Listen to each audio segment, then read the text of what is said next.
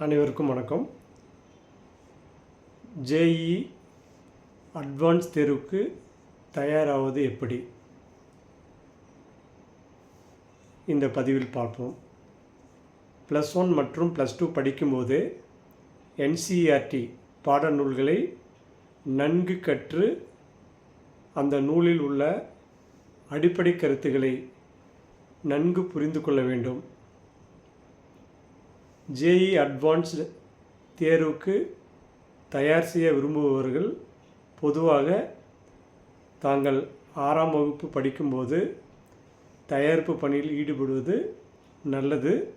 குறிப்பாக இந்த தேர்வில் முக்கியமாக இடம்பெறும் பாடங்களான இயற்பியல், வேதியியல், கணிதம், ஃபிசிக்ஸ், கெமிஸ்ட்ரி, மேக்ஸ்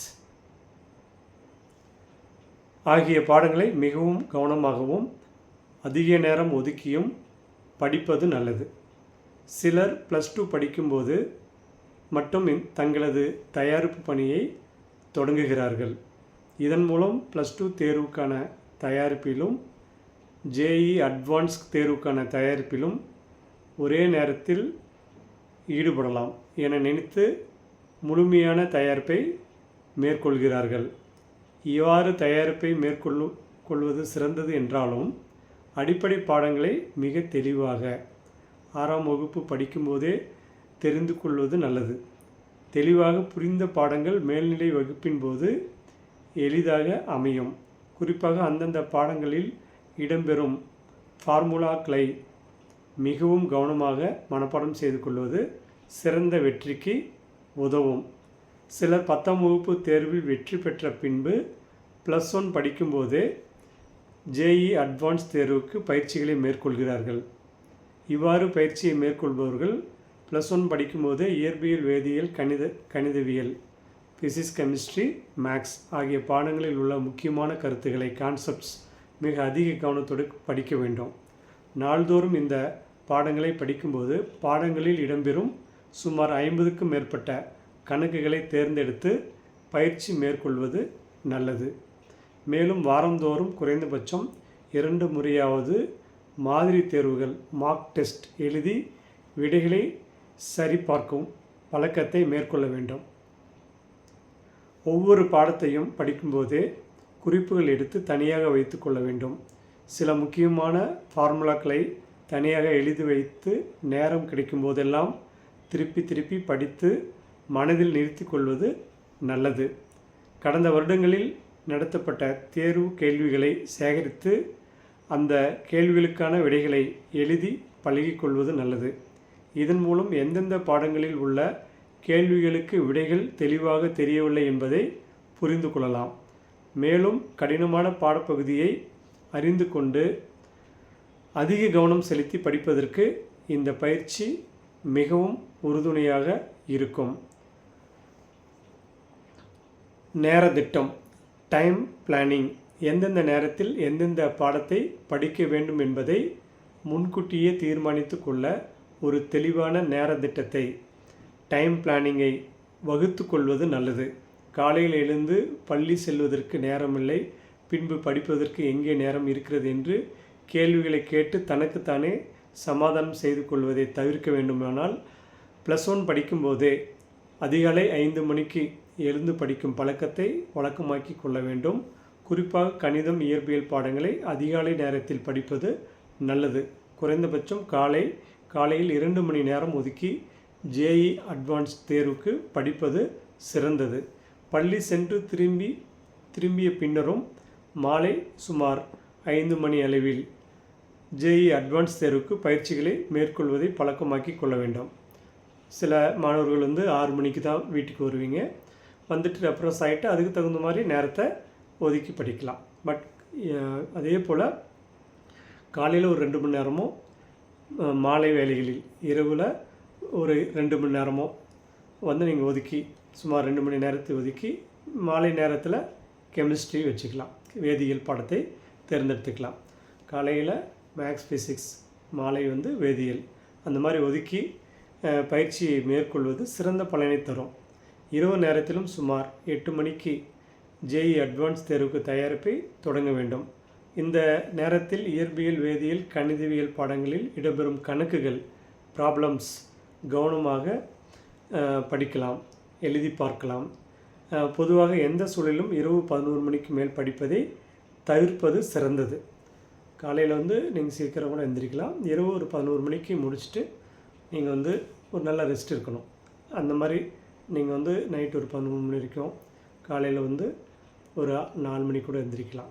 அதிகாலை படிப்பு மனதில் மிக உங்களுக்கு பார்த்திங்கன்னா தெளிவாக மனதில் பதியும். அதனால் இரவு வேளைகளில் 11 மணிக்கு மேலே படிக்காத, காலை வேளையில் முன்னாடி நீங்கள் எந்திரிச்சு படிக்க இருக்கலாம். 4 மணி 4:30 மணி இந்த மாதிரி எந்திரிச்சு படிக்கிறது மிக சிறப்பாக இருக்கும். சில பாடத்தலைப்பில் மிக முக்கியமாக கவனிக்கப்பட வேண்டிய தலைப்புகளாகும். அவை பற்றிய விவரங்களை பார்ப்போம்.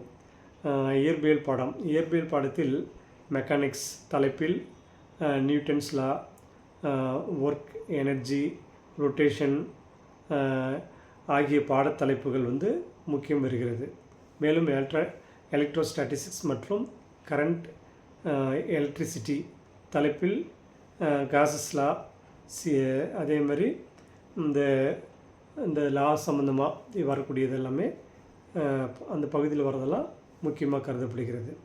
எலக்ட்ரோ மேக்னெட்டிக் இண்டக்ஷன் தலைப்பில் ஃபாரடேஸ் லா, எல்சிஎஸ் சர்க்யூட்ஸ் ஆகிய பகுதிகளும், ஆப்டிக்ஸ் தலைப்பில் wave optics, ray optics, interference ஆகிய பகுதிகளிலும், மாடர்ன் ஃபிசிக்ஸ் பாடத்தலைப்பில் photoelectric effect, nuclear physics ஆகிய பகுதிகளிலும் முக்கியத்துவம் பெறுகிறது. இவை தவிர வேவ்ஸ் அண்டு தெர்மோ டைனமிக்ஸ் பாடத்தலைப்பில் Doppler effect, law of thermodynamics ஆகிய பகுதிகளும் அதிக கவனம் செலுத்த வேண்டிய பகுதிகளாகும். வேதியியல் பாடத்தில் கீழ்கண்ட பாடத்தலைப்புகள் முக்கியத்துவம் பெறுகின்றன. ஃபிசிக்கல் கெமிஸ்ட்ரி, அதாவது கெமிக்கல் ஈக்லிபிரியம் பாடத்தலைப்பில் கேபி, கேசி, லீ, சார்லஸ் பிரின்சிபிள் ஆகிய பகுதிகளும், எலக்ட்ரோகெமிஸ்ட்ரி பாடத்தலைப்பில்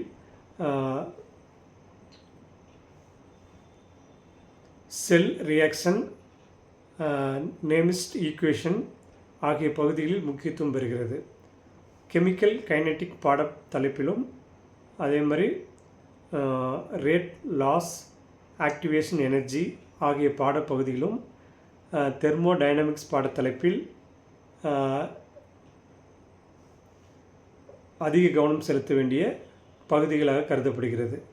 சொல்யூஷன்ஸ் பாடத்தலைப்பில் ப்ராப்பர்ட்டிஸ், அதே மாதிரி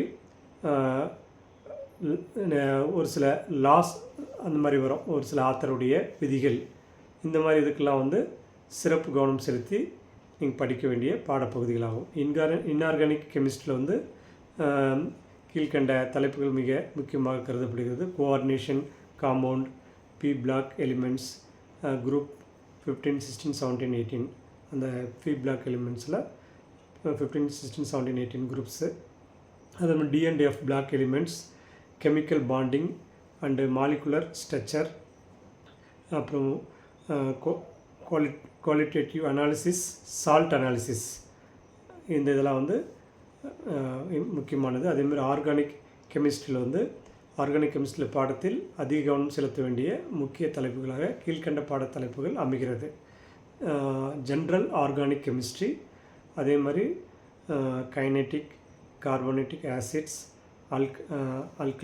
அல்கலைட்ஸ், அதே மாதிரி hydrocarbons, alkaline reaction, amines, nitrogen compound, biomolecules and polymers, இதெல்லாம் நீங்கள் கெமிஸ்ட்ரியில் முக்கியமான பாடப்பகுதியாக இருக்கிறது. அதெல்லாம் நீங்கள் நல்லா தரவாக படிக்கணும். அதே போல் மேத்தமெட்டிக்ஸ், கணித பாடத்தில் கவனம் செலுத்த வேண்டிய முக்கிய பாடத்தலைப்புகளும் பகுதிகளும் பின்வருமாறு.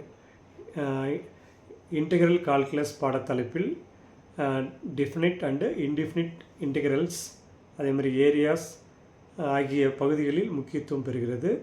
அப்புறம் டிஃபரன்ஷியல் கால்குலஸ் பாடத்தலைப்பில் லிமிட்ஸ், கண்டினியூட்டி, டிஃபரன்டபிலிட்டி, அப்ளிகேஷன் ஆகிய பகுதிகளிலும் கோஆர்டினேட் ஜாமெட்ரி பாடத்தலைப்பில் சர்க்குலர், பேரபோலா, எலிப்ஸ், ஹைப்பர்போலா ஆகிய பகுதிகளிலும், வெக்டர்ஸ் அண்டு 3D ஜாமெட்ரி பாடத்தலைப்பில் dot, cross product, lines, planes ஆகிய பகுதிகளிலும், காம்ப்ளெக்ஸ் நம்பர்ஸ் பாடத்தலைப்பில் Argand plane, De Moivre's theorem ஆகிய பகுதியிலும் முக்கியத்துவம் பெறுகிறது. மேட்ரிக்ஸ் அண்டு டிட்டர்மினன்ட்ஸ் பாடத்தலைப்பில் ப்ராப்பர்ட்டிஸ், சிஸ்டம் ஆஃப் ஈக்குவேஷன் ஆகிய பகுதியிலும், ப்ராபபிலிட்டி பாடத்தலைப்பு கண்டிஷனல் ப்ராபபிலிட்டி, பயாஸ் தியரம் ஆகிய பகுதியிலும், டிஃபரன்ஷியல் ஈக்குவேஷன் பாடத்தலைப்பில் வேரியபிள் செப்பரபிள் லைன், ODE ஆகிய பகுதியிலும், பர்முட்டேஷன் அண்டு காம்பினேஷன் பாடத்தலைப்பிலும், கோடிங் பிரின்சிபிள்ஸ் ஆகிய பகுதியிலும், சீக்வென்ஸ் அண்ட் சீரீஸ் பாடத்தலைப்பில் AP, GP, பயோனாமியல் தியரம் ஆகிய பகுதிகளில் முக்கியத்துவம் பெறுகிறது. தேர்வு தயாரிப்பு உதவும் நூல்கள். தேர்வுக்கு தயாராவதற்கான உதவக்கூடிய நூல்கள் JEE அட்வான்ஸ் தேர்வுக்கான பாட தயாரிப்பு உதவும் வகையில் ஏராளமான நூல்கள் உள்ளன. இருப்பினும் சில தரமான தயாரிப்புக்கு உதவும் சில முக்கிய நூல்கள் சில. ஃபிசிக்ஸ் நூல்கள் concept of physics volume 1 and 2 HC Verma. அதே மாதிரி fundamental of physics Halliday, Resnick and வால்கர்டிக், பாண்டே சீரீஸ், DC பாண்டே. இந்த புக்ஸும் problem in general physics IE Irodov அவருடைய புத்தகமும் நீங்கள் வாங்கி படிக்கலாம். கெமிஸ்ட்ரிக்கு எந்தெந்த நூல்கள் அப்படின்னு பார்த்தீங்கன்னா, ஃபிசிக்கல் கெமிஸ்ட்ரிக்கு OP தாண்டன் அந்த புத்தகமும், இன்ஆர்கானிக் கெமிஸ்ட்ரியில் NCERT chemistry 11th and 12th NCERT organic chemistry இந்த புத்தகம். அதேமாதிரி organic chemistry problems MS Chauhan இந்த ஆத்தர் புத்தகத்தை கலெக்ட் பண்ணால் உங்களுக்கு பயனுள்ளதாக இருக்கும். மேத்தமெட்டிக்ஸ் நூல் saint George mathematics series G Tiwani. அதே மாதிரி அல்ஜிப்ரா வினய்குமார், கால்குலஸ் ஷமீர் பாசல் அல்லது IA மாரோன் இந்த ஆத்தர் புத்தகம். அதே மாதிரி trigonometry and geometry SL Loney அந்த ஆத்தர் புத்தகம் நல்லாயிருக்கும். அதே மாதிரி அல்ஜிப்ராவில் ஹால் அண்டு நைட் இந்த author book. Problem practice A Das Gupta இந்த புத்தகம் நல்லாயிருக்கும். அதே மாதிரி +1 மற்றும் +2 படிக்கும்போது NCERT பாட நூல்களை நன்கு கற்று அந்த நூல்களில் உள்ள அடிப்படை கருத்துக்களை நன்கு புரிந்து கொள்ள வேண்டும். அடிப்படை கருத்துக்களை தெளிவாக புரிந்து கொண்ட பின்புதான் கேள்விகளுக்கு சரியான முறையில் விடையளிக்க பயிற்சியை மேற்கொள்ள வேண்டும். இந்த தேர்வில் குறிப்பிட்ட தலைப்பு தான் மிக முக்கியம் என எண்ணி தேர்ந்தெடுத்து படிக்காமல் எல்லா தலைப்புகளிலும் உள்ள பாடங்களை தெளிவாக குறிப்பெடுத்து படிக்க வேண்டும். கடந்த ஆண்டுகளில் நடைபெற்ற தேர்வுகளில் இடம்பெற்ற கேள்விகளை புரிந்து கொண்டு அவற்றிற்கு பதில் எழுதும் சிறந்த பயிற்சிக்கான வழிமுறையாகும். தவறாமல் பயிற்சி மேற்கொள்பவர்கள் இந்த தேர்வில் சிறப்பான வெற்றியை கண்டிப்பாக பெற இயலும். ஸோ இப்போ இந்த முறையில் நீங்கள் JEEக்கு பயிற்சி எடுத்தீங்க அப்படின்னா உங்களுடைய JEE கனவு நனவாகும். நம்ம 6ஆம் வகுப்பு படிக்கும்போது இருந்தே அடிப்படைகள் ஃபார்முலாஸ்லேருந்து ஃபிசிக்ஸ், கெமிஸ்ட்ரி, மேக்ஸில் 6, 7, 8, 9, 10 ஃபார்முலாஸ் தான் நம்ம +1 +2 வரும்போதும் டிகிரி போகும்போது எல்லா இடத்துக்கும் யூஸ் ஆகுது. பேசிக் நல்லா தெரிஞ்சிருக்கணும். +1 +2ல் +1 ஒரு 50%, +2 ஒரு 50% இந்த தேர்வுக்கு கேட்குறாங்க. ஸோ நிறைய பேர் பார்த்திங்கன்னா நம்ம +2 படிக்கும்போதே இந்த தேர்வு வந்துடுது. அப்போ இதுக்கு முன்னாடி இருந்தே படிச்சிருந்தால் அப்போ இதை எழுதுறதுக்கு நல்லாயிருக்கும். சில பேர் இந்த தேர்வு எழுதி முடித்த பிறகு 1 ஆண்டு, 2 ஆண்டு, 3 ஆண்டு ஆனாலும் முழுக்க உட்காந்து படித்து இந்த IIT அண்டு NITயில் இந்த JEE அட்வான்ஸ் அண்ட் மெயின்ஸை சிறப்பாக எழுதி மெரிட்டில் உள்ள போய் ஜாயின் பண்ணிடுறாங்க. அப்போ அவங்க லைஃபே நல்லா அமையுது. ஸோ அதனால் என்னென்னா நம்மளுடைய கனவு நம்மளாம் என்ன பண்ணுறோம், +2 முடித்தோடனே ஏதோ ஒரு காலேஜ் சேரணும், இங்கே ஒன்று சேர்ந்து படிக்கணும் உள்ளே போயிடுறோம். அப்புறம் முடிச்சுட்டு வெளியே வந்துட்டு வேலை இல்லாத வருத்தப்படுறோம். அப்படி இல்லாமல் படிக்கும்போது 1 வருஷம் 2 வருஷம் 3 வருஷம் ஆனாலும் சரி, நான் வந்து ஐஐடியில் தான் ஜாயின் பண்ணுவேன், என்ஐடியில் தான் ஜாயின் பண்ணுவேன். அதற்கு எப்படி நம்ம படிக்கணும் அப்படின்ற அந்த வழிமுறைகள் வந்து இந்த வீடியோவில் நான் தெளிவாக சொல்லியிருக்கேன். இதை நீங்கள் பயன்படுத்தி படிங்க. அதாவது 6ஆம் வகுப்பு 7ஆம் வகுப்பு 8ஆம் வகுப்பு படிக்கும்போதுலேருந்தே ஒரு அடிப்படையை தேர்ந்தெடுக்கும்போது ரொம்ப சுலபமாக இருக்கும். இல்லை 10ஆம் வகுப்பு முடித்து +1 +2 படிக்கும்போது முழுக்க வந்து இதுக்கான நேரத்தை ஒதுக்கி படித்தா உங்களுக்கு சுலபமாக வரலாம். அப்படி படித்து எளிதும் கிடைக்கல அப்படின்னா பின்வாங்காமல் மீண்டும் 1 ஆண்டு 2 ஆண்டு 3 ஆண்டுனாலும் சரி நீங்கள் முழு எஃபெக்ட் கொடுத்து, ஏன்னா படிக்கும்போது நம்ம ஐஐடியில் என்ஐடியில் போய் சேர்ந்தால் நம்ம லைஃப் செட்டில் ஆகிடுது, நல்ல வேலை வாய்ப்பு கிடைக்குது. ஐஐடியில் படித்து என்ஐடியில் படித்து வெளியே வந்து வேலை இல்லை, நான் சும்மா இருக்குன்னு யாராவது சொல்கிறத நீங்கள் வந்து எங்கேயோ இருக்காங்களான்னு பாருங்கள். ஏன்னா நீங்கள் எல்லா காலேஜ்லேயும் வந்து +2 முடித்த உடனே நம்மளை கூப்பிட்டு கூவி நம்ம காலேஜ் சேர்கிறதுக்கு அட்மிஷன் தராங்க.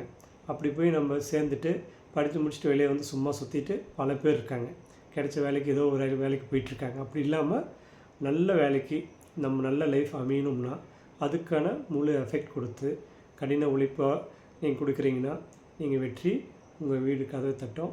நீங்கள் நினைக்கிற மாதிரி சாதிக்க முடியும். எல்லாருக்குமே ஒரே பிரெயின் தான். நாம் எந்தளவுக்கு அந்த பிரெயினை பயன்படுத்துகிறோமோ அதை பொறுத்து நம்மளுடைய வாழ்க்கை அமையும் என்பதில் ஐயமில்லை.